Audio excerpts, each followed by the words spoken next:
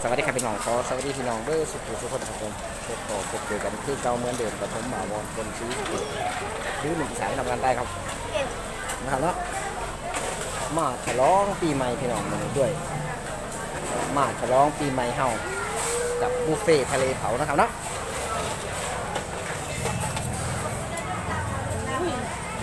หอยพี่น้องหอยกุ้งเอาเลยจะเอาอะไรก็เอาตักเอาคีบเอา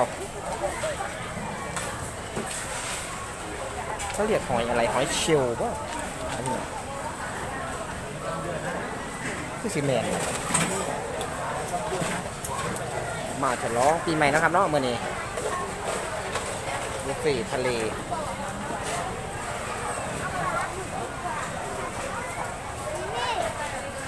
เอาไปปลาหมึกเอาไปเอาตัวเดียวเองเนาะกุ้งปูนะฮะเอาตัวเดียวเนาะปูนะก็เอาไปเยอะๆเลยเอาไปอีกเลย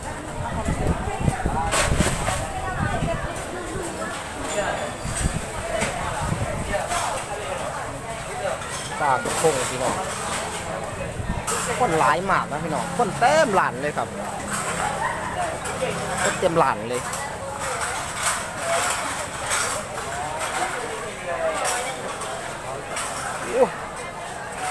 จะรวยละขายแบบนี้พี่น้องเนาะลูกค้าหลายปันนี่เอาไปสมมติเอาไปเยอะ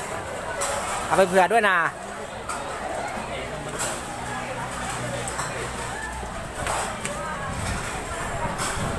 ยังไม่ได้ถ่ายปูเลยพี่น้องเดี๋ยวพาพี่น้องไปถ่ายปูก่อนครับ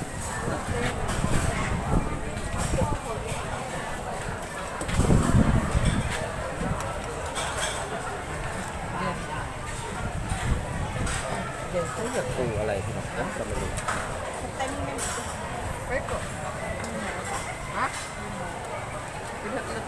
ไปครับขอกันจะโต๊ะบันนี้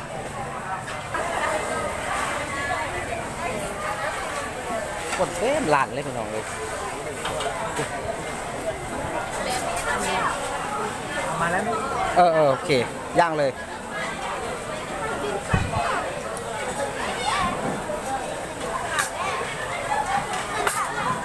ให้ลุงนั่งหัวโต๊ะดีกว่านะลุงนั่งหัวโต๊ะดีกว่าโอ้อยากเลย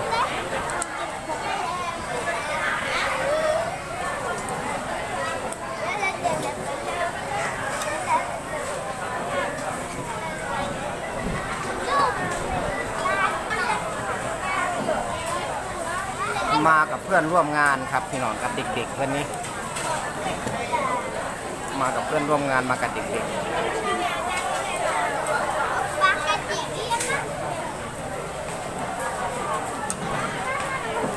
เป็นบุฟเฟ่ทะเลเผาครับอาหารทะเลสดๆทั้งนั้นเลยพี่น้องเลยมาครับผมมาจะร้องนำกันเหมือนนี้มากินนำกันครับผม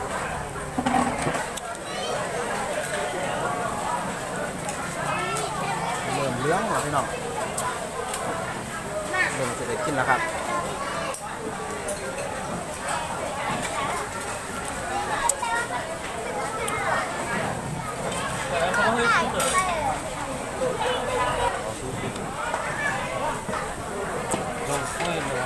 นี่คือหน้าตาคนจะมาเลี้ยงได้พี่น้องเลย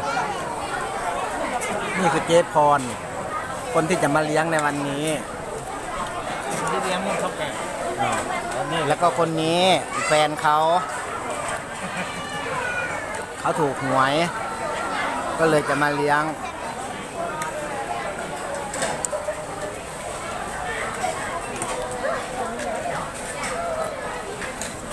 โอ้พี่น้องเลยกินแล้วครับเอาทำไมว่าคนสวยเยอะเอาที่เตานี่ทำไมไม่มีใครย่างเลยเนี่ยเนาะทำไมไม่เอาอันนี้เหรอจะเอาอีกตัวอีกตัวไม่สอง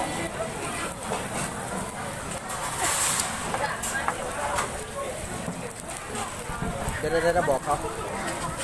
าบอกเขาแล้วเหรอบอกแล้วว่าอยากส่งเองอะไรนะไม่พวกน้องจะเปลี่ยนเตาไงจะไม่เอาแบบนี้จะเอาเตาแบบนี้เขาไม่ให้หรอเขาไม่ให้ บอกเลยลุงนู่นยืน ทำใช่ไหม หายนะ กุ้งย่างพี่น้องเดี๋ยวมาชิมกันครับ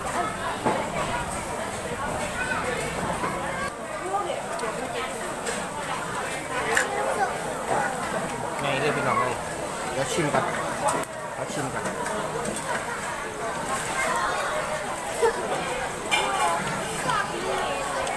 ไข่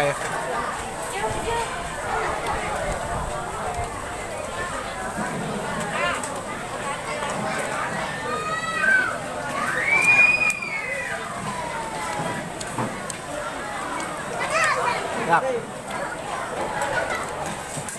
ปลาหมึกทวนออกทวนเลยพี่น้องเลยฮ้อนอย่างไม่ไหมครับผม แม่นั่นแหละ กุ้งหวาน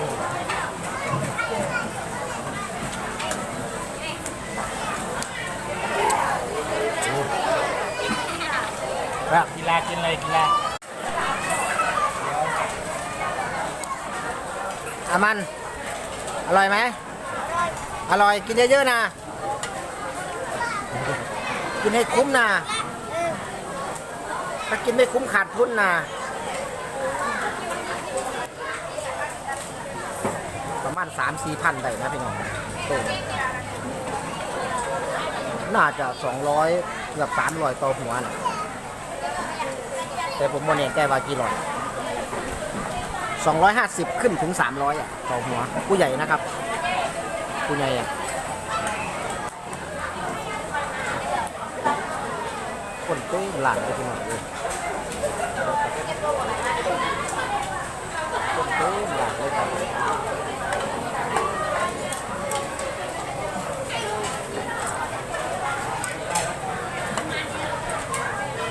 เขาก็อาจจะมาฉลองปีใหม่เหมือนผมอยู่นะ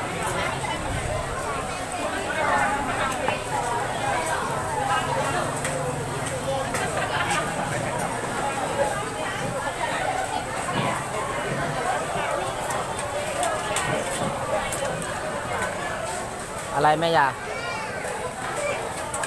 ต้องให้มาด่านนี้มั่งแล้วกันเนาะคุณจะด่าผมว่าเนาะเป็นหลักขายเขาไม่ได้ราคายเด้อเนี่ยขายอย่างผมอยู่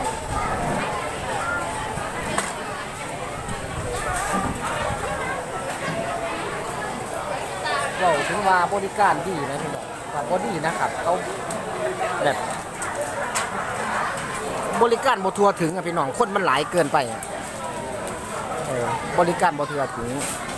เข้าต้องซอยเหลือเจ้าของเข้าสิ่งทุกสิ่งทุกอย่างอะ หน้าตาที่เนี่ย เพราะว่าคนมันหลายเนาะครับเนาะ ก็เจอเลย คนมันหลายแห่ง นี่ปูของใครมันอ่ะ ถามมาแสบบอกอะเอาตรงๆนะพี่น้องสู่ร้านหมูกระทะที่ผมไปกินบ่ได้ครับแต่ว่าตัวนี้มันเป็นร้านหมูกระทะนะครับเนาะมันคนละร้านกันเอาง่ายๆคือว่าร้านหมูกระทะที่ผมไปกินน่ะแสบกว่าอันนั้นมันเราบริการตัวเองหมดเขาเอาว่างไว้ให้ในห้าแล้ว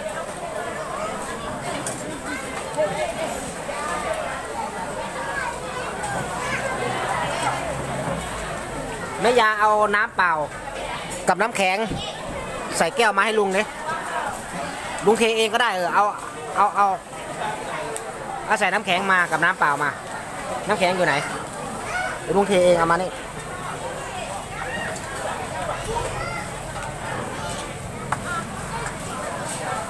โอ้ยน้อง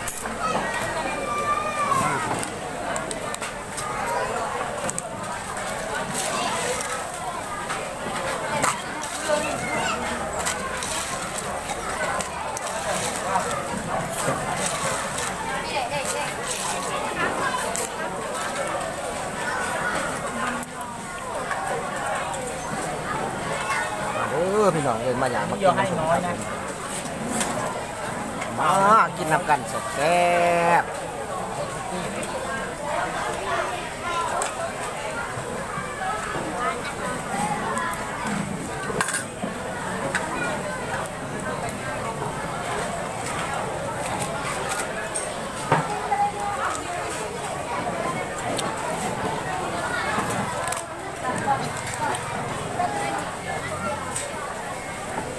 ชั่วโมงเอาเลยเต้าเข้ากันนั่งได้ยากอยู่บ่ช่วงเนาะพี่น้องเนาะเต้าเข้ากันนั่งคือเต้าครับ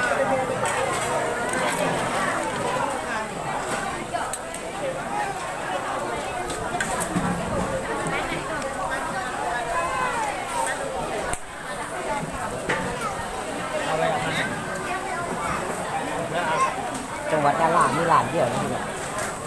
บุฟเฟ่ทะเลเผามีร้านเดียวครับ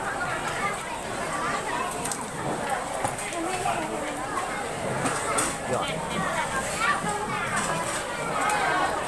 เตาห้องคือเตาเนาะพี่น้องเนาะหลายอย่างเลยครับผม